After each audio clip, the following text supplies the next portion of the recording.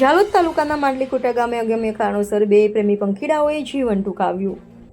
છોકરાના લગ્ન નક્કી થઈ જતા ખેતરમાં જઈ લીમડાની ડાળે લટકી બંને યુગલે જીવન ટૂંકાવ્યું। ઝાલોદ તાલુકાના માંડલીકોટા ગામે અલગ અલગ ફળિયામાં રહેતા બે પ્રેમી પંખીડાઓએ બંનેના એકબીજા સાથે લગ્ન નહીં થાય તેવું લાગતા અંદાજિત ઉંમર 21 વર્ષીય યુવક અને અંદાજિત 19 વર્ષીય યુવતીએ વહેલી સવારે ઉઠી એક ખેતરમાં ચાલ્યા ગયા હતા તેવું સાંભળવા મળેલ છે।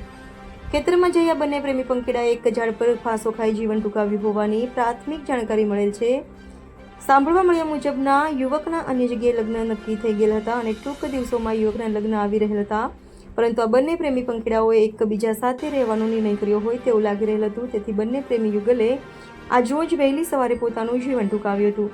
આ બંને યુગલ પોતાના ઘરે વહેલી સવારે ન જોવાતા બંનેના પરિવારજનોએ શોધખોળ આદરી હતી અને અંદાજિત આ ઘટના પોલીસને સવારે 9 વાગે ખબર પડતા બંને યુગલને ઝાડ પરથી નીચે ઉતારી બંને યુગલને ઝાલોદ સબ ડિસ્ટ્રિક્ટ હોસ્પિટલ ખાતે પીએમ માટે લાવવામાં આવેલ હતા। આ સમગ્ર ઘટના હાલ સાંભળવા મળેલ મુજબ જ છે। સાચી હકીકત પોલીસ તપાસ બાદ જ ખ્યાલ આવી શકે તેમ છે। Reporter Pankaj Pandit, Gujarat crime news, Jhalod.